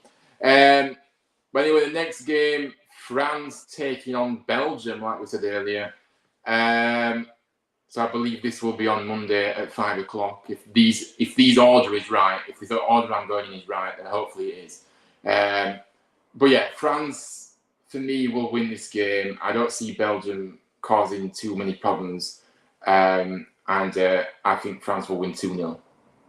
I know France haven't been looking too good, but I just think Belgium, I'm sorry, but I just watch Belgium. I just don't see that cohesion there. I don't see... I just don't see them doing much in this game personally. And France will maybe just up the level. Well, they'll have to up the level, of course they will, but I think they'll play quite a lot better in this game. But yeah, I mean, Manny, what do you think about this game? Oh, this clash between two underwhelming teams this tournament could easily go either way, though. And I wouldn't be surprised if Belgium end up making a very big fight of it. But I've gone for France to just eke it out 2-1 because they probably have the better overall squad quality. But, France just haven't really looked as cohesive in this tournament as we'd expect them to. And I wouldn't be surprised if this either proves to be an absolute classic or an absolute bore fest. It could be either of the two. But the result will probably be tighter than we think.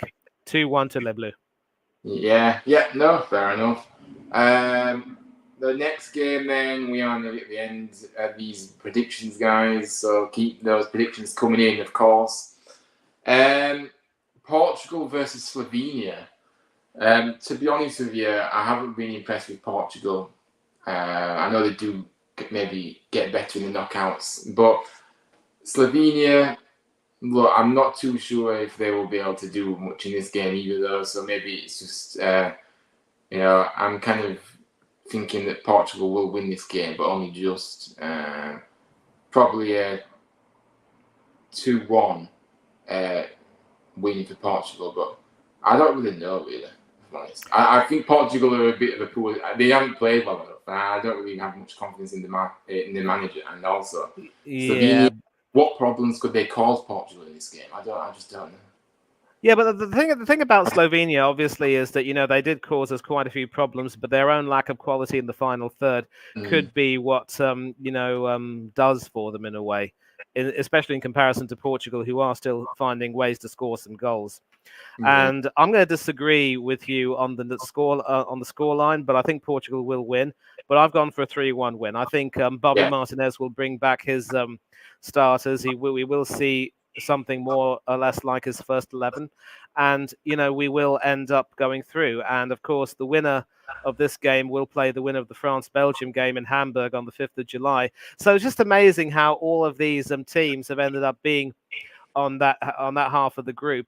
We're going to see some big teams knocked out earlier than expected, and that could make for a very, very interesting turn of events. But it might be good for us in some ways. It might not necessarily be good for us in other ways. Yeah, no, I don't know. But I mean, my score prediction for that game wasn't really convincing, to be fair. I didn't really know. Romania, the next game against the Netherlands. I mean, what would I say? Am I going to go for the first shock of this knockout stage and put Romania through? Because I haven't been impressed with the Netherlands. Yes, okay, they have maybe had moments as well, but I just have my feeling that Romania will shock, and I think they will win this game. Call me crazy, guys, but I am being impressed by this Romanian side. I think the Netherlands haven't been that great at a lot of the time. They have had some moments, as I said, but I just think that Romania will be backed by a lot of fans, by the way, as well. They have had a good following at the Euros, so obviously they will feel the fans' energy in the stands. But for me, I've gone for a 2-1 Romania win. But Mane, I mean, what do you think about this game? Well, I'm going to disagree with you on the result. I do think the Netherlands will end up coming back. One of the things which I'd said earlier on was that I think Romania overachieved by qualifying. It was basically on the strength of that result against the Ukraine, because up against a Belgium team, which I think I remember telling you that haven't exactly been inspiring themselves. They lost 2-0 and weren't really able to offer too much of a threat themselves in comparison. And up against the Netherlands, who are going to be a lot better drilled and who will obviously try to bring Denzel Dumfries back into the team. And there will be some changes made by Koeman. He should have the sense to make some changes. I just think the Netherlands will probably have a bit too much for Romania. But Romania have impressed in this tournament. I just think the Netherlands will pretty much have this 2-1. 2-1. So you've gone 2-1. Yeah, fair enough. So you think it's going to be close, though? So yeah, interesting. But I mean, it will be close. It will be close, definitely. Yeah. So, Roldy, Scott, do you think is that your scoreline in normal time, or do you think it might go to extra time? I haven't really thought of whether it'll go to normal or extra time. True. I'm assuming that it would just be that way in normal time, because obviously, you think of a team like Netherlands would have to start clicking soon. But if it goes to extra time, I probably wouldn't be too surprised, mind you. Yeah, no, absolutely. Yeah, I haven't really thought about if games go to extra time, to be honest with you either. So yeah, I don't know. But anyway, so the final game, we'll see Austria taking on Turkey. Now, for me, I think that Austria will win this game, and I say that with quite good authority. I just think that Austria will continue their running this tournament. I think they will have too much for Turkey, who, of course, are a good team, but I just think I think Austria have got better quality, in my opinion. And I have been impressed by the way Rangnick has set up his Austrian team, and Turkey may struggle to break that down. But yeah, I just think Austria will win 3-1 personally, and they will go through. But I mean, Manny, what do you make of this last 16 game? Well, I'm going to have to disagree with you here on the result. Oh, I think Turkey will end up going through, and we could see, because I did say also that this was going to be a battle between two potential dark horses for the tournament, and Turkey have shown, obviously, the loss to Portugal against the Portuguese team that was determined to ensure that they booked their spot in the next round was kind of sad, but Turkey did have their chances. That comical own goal, you could say, pretty much killed off their momentum. But they showed what they were made of when they, secured that fine result against the Czech Republic. And the thing about the Turks is that, they're a bunch of scrappers, they're a bunch of fighters, and they will obviously look to try and, wear down the Austrians and then hit them when they least expect it. I wouldn't be surprised if Austria win, don't get me wrong, but I have a feeling that Turkey are going to end up, they won't stuff Austria, far from it. But Turkey, obviously, I actually think that Turkey will just about get through, and we could see a little bit of a shock here. Both teams have performed creditably in this tournament. It's such a shame that one of them will have to go home, and certainly a lot more creditable than England, we have to say. But my money's on Turkey here, 2-1. Fair enough. That's fair enough for sure. And Nippon has gone for a 3-2 Romania win after extra time. So yeah, he's going to extra time. That would be an unbelievable game if that was happening. But yeah, I mean, big up to you for letting me know a few of your scores. But I think we have come to the end of our Euro 2024 show. It's been a great pleasure to have your company, and everybody else in the chat as well. But yeah, big up to you, Manny. I appreciate your time. And obviously, feel free to shout out your socials and anything else you want to say, of course. Yeah, well, for socials, you can catch me on Instagram and Threads at MannyThangatherai1981. And if you want to catch me on Twitter, it's Thangatherai1981. And if you want to catch me elsewhere on YouTube, I don't have a channel of my own, but big up to Ryan at Huddersfield Town Fan TV for having me on. And you probably will see me doing a lot more shows with him for these Euros. And always a pleasure to come back on the channel and talk with him. Also, a huge shout out to Del Boy Gunner TV, Up the Cherries in all departments, where I should be going back again. And they're putting out a lot of content as well during this Euros campaign, which is wonderful to see. And of course, I am a regular on their cherry picking shows every now and then. Their most recent one, of course, was a buy, hold, or sell or hold for the squad that they currently have. So do check that out if you can. It's going to be an interesting video, obviously. Also, a big shout out to the likes of Spurs Asia TV. I could possibly be doing a watch along with him for the Romania-Netherlands game. We'll have to see, obviously, because the Netherlands have a huge Spurs connection, which he obviously is very fond of. And also AFC Talk Show TV, Danny AFC TV, Tony Claude Gunner TV.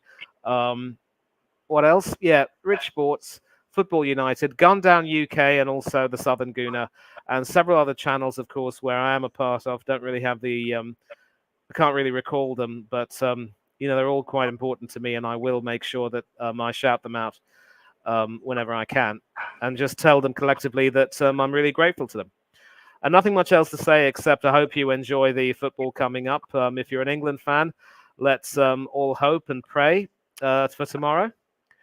And just have a good rest of your weekend, and don't do anything that Ryan and I wouldn't do. But until then, we'll see you all soon.